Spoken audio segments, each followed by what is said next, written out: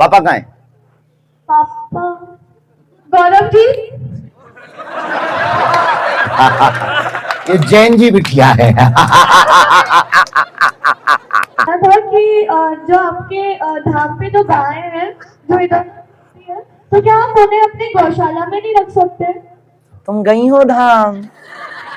गई हो धाम? हाँ कहीं है तो बेटा, पर गौशाला हमारी बड़ी नहीं है। क्योंकि वहां पे बहुत दिक्कत आती है उन गायों के चक्कर में। ये बात तो सही है, बिल्कुल बात सही है। मेरे पापा 2.5 साल से जुड़े हुए हैं। हो, कहाँ की हो बिटिया? यही के कोटा के। हाँ। पापा कहाँ है? पापा गौरव जी। ये जैन जी बिटिया है।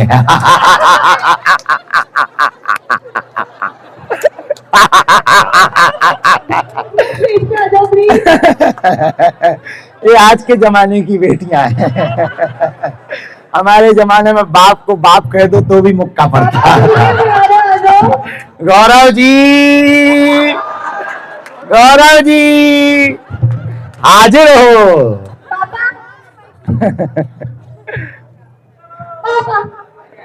फिर से वैसे ही बुलाओ। नहीं नहीं, फिर से वैसे ही बुलाओ। गौरव जी। तुम भी इधर आ, चटर पटर। चलो तुम भी इधर आ जाओ। 2.5 साल से जुड़े हैं तो मिल लेना चाहिए।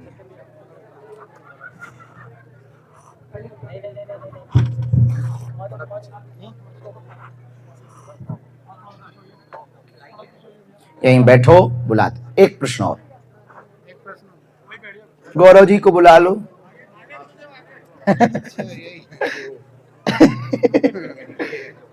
तुम्हारी बिटिया। अच्छा, बैठो इधर।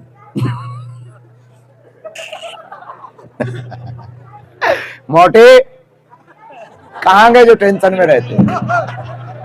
अरे खड़े हो, अरे खड़े हो प्रभु।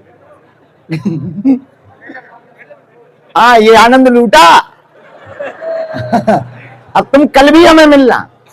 हाँ, और सुनो, कुछ दिन ज्वाइन कर लो हमको, लोग तुम्हें भी पागल कहेंगे।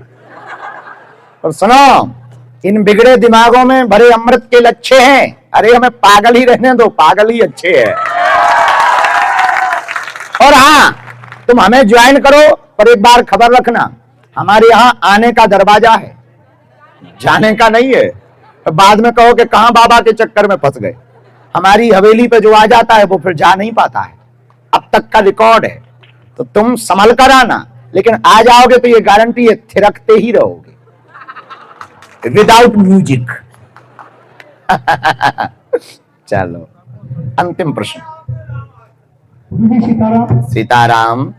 आपके माध्यम से जो मेरी आत्मा में है, जो आपके सामने आपके मंत्री जी बैठे हैं, जितनी भी ये गौ माता हैं, वो कचरा डिपो पर अगर सर्वे कराया जाए तो सैकड़ों गायें हैं जो कचरा खाती हैं। तो उसके लिए कोई ऐसा आपके माध्यम से कोई इनका इंतजाम हो और सर्वे कराया जाए तो वो गौ माताओं के लिए कुछ हो सके। देखिए, पूरी दुनिया इस वीडियो को देखेगी, आपके प्रश्न को। एक बात हम उत्तर में कहना चाह रहे हैं कि हमारे अति प्रिय श्री मदन दिलावर जी राजस्थान में जो मंत्री हैं, आप यजमान हैं, आप जो कर रहे हैं वो ऐसा काम कर रहे हैं कि सभी रोगों की एक दवाई। और वो दवा ये है कि जब गाय माता प्राचीन पद्धति पर पुनः चारण पद्धति होगी, गांव में चरवाहे गाय माता को चरने ले जाएंगे तो उनकी रोजी रोटी भी बनेगी, और गाय घास खाएगी, कचरा नहीं खाएगी। उसके लिए हमने नारा दिया, गौशाला नहीं उपाय, एक हिंदू एक गाय। अब हम शहर में रहते हैं, फ्लैट में गाय नहीं रख सकते, तो आप रोड पर बैठी हुई एक गाय को गोद लो, उसे गांव के चरवाहे को दो, उसे 500, 700 या 100 रुपया, 300 रुपया महीना दो।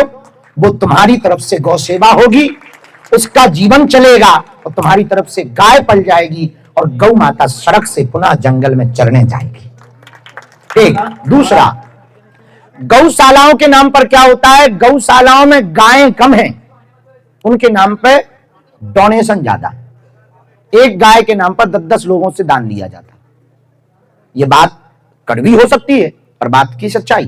तो जो आपने ये शुरू किया बहुत अद्भुत किया, और हमको भी भारत को एक काम तो करना चाहिए, पॉलीथीन मुक्त भारत करना चाहिए।